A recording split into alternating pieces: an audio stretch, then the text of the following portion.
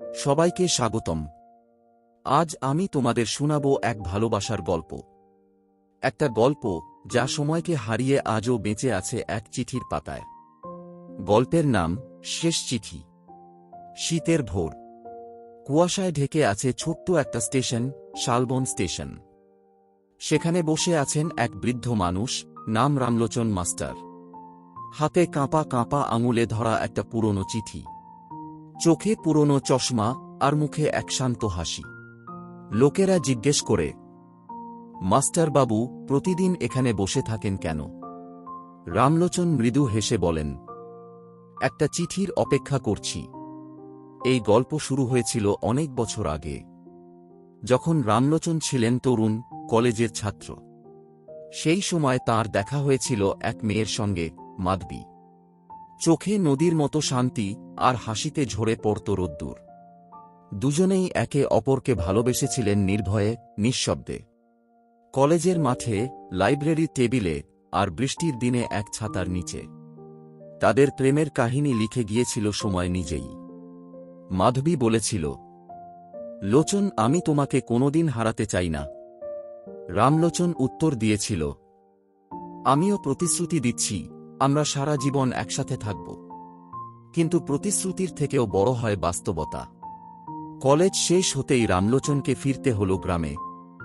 অসুস্থ বাবা, সংসারের দায়, শহর, মাধবী, সব ফেলে চলে যেতে হল।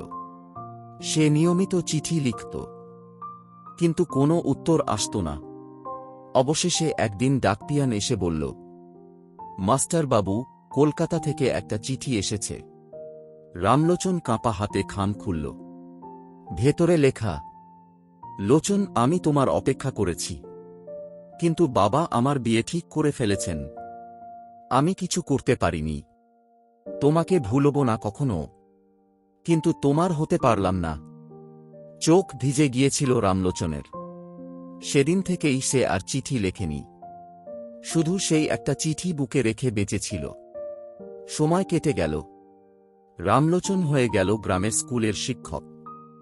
সবাই তাকে ভালোবাসত, সম্মান করত। কিন্তু তার হাসির আড়ালে লুকিয়েছিল এক গভীর একাকিত্ব।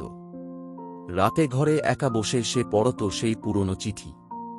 বছরের পর বছর কেটে গেল। একদিন শুনল, মাধবী বিদেশে চলে গেছে, স্বামী মারা গেছে। সে চিঠি লেখার কথা ভাবল, কিন্তু কলম থেমে গেল। কারণ এত বছর পর কেউ কি তাকে মনে রাখবে? একদিন গ্রামে মেলা চলছে। হঠাৎই রামলোচনের চোখ পড়ল এক মহিলার দিকে। চেনা মুখ, মাধবী। দুজনের চোখে চোখ পড়তেই সময় থেমে গেল। মাধবী হেসে বলল, তুমি এখনো আগের মতোই আছো, লোচন। রামলোচন কাঁপা কাঁপা গলায় বলল, তুমি কেমন আছো, মাধবী? মাধবী বলল, ভালো আছি, কিন্তু একা। ছেলে বিদেশে। তুমি এখনো সেই চিঠিটা রেখেছ? রামলোচন বিস্ময়ে তাকাল। তুমি জানলে কি করে? মাধবী বলল, জানব না কেন? আমিও রেখেছি তোমার প্রথম চিঠিটা। দুজনের চোখে জল। কিন্তু ভাগ্য আবারও আলাদা করে দিল। মাধবী বলল, আমি কাল চলে যাচ্ছি। যদি আর দেখা না হয়, জেনে রেখো, আমি তোমাকে কোনোদিন ভুলিনি। তারপর কেটে গেল আরও অনেক বছর। রামলোচন এখন বৃদ্ধ। প্রতিদিন আসে স্টেশনে, একই বেঞ্চে বসে। সবাই ভাবে তিনি কারো অপেক্ষায়। একদিন ডাকপিয়ান এল একটা খাম হাতে নিয়ে। বলল, মাস্টারবাবু, বিদেশ থেকে তোমার নামে চিঠি এসেছে। রামলোচন খুললেন খামটা। ভেতরে লেখা, লোচন, আমি জানি আমার চিঠি তোমার কাছে দেরিতে পৌঁছবে। আমি এখন অসুস্থ, হয়তো বেশি দিন বাঁচব না। আমার শেষ ইচ্ছা, তুমি যদি এই চিঠি পাও, মনে রেখো, আমি আজও তোমাকেই ভালোবাসি। মাধবী। চিঠির ভেতরে ছিল এক শুকনো গোলাপ ফুল। রামলোচনের চোখ বেয়ে নেমে এলো জল। সেদিন থেকেই প্রতিদিন সে স্টেশনে আসে। হয়তো মনে মনে ভাবে, মাধবীর ছেলে একদিন ট্রেনে আসবে আর ফেরত দেবে সেই শেষ চিঠি।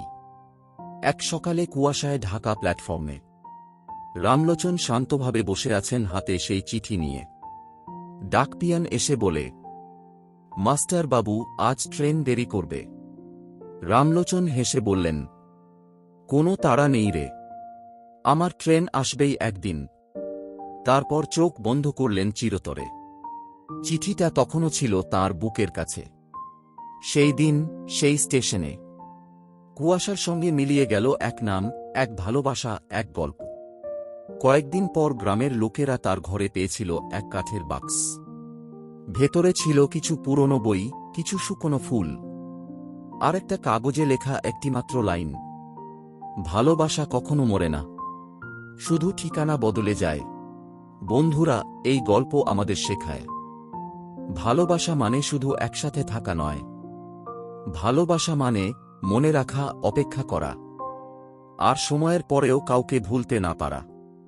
যদি গল্পটা তোমার ভালো লেগে থাকে তাহলে একটা কমেন্ট করে জানাও, আর সাবস্ক্রাইব করো এমন আরও হৃদয় ছোঁয়া গল্পের জন্য। ধন্যবাদ সবাইকে, ভালোবাসা রইল।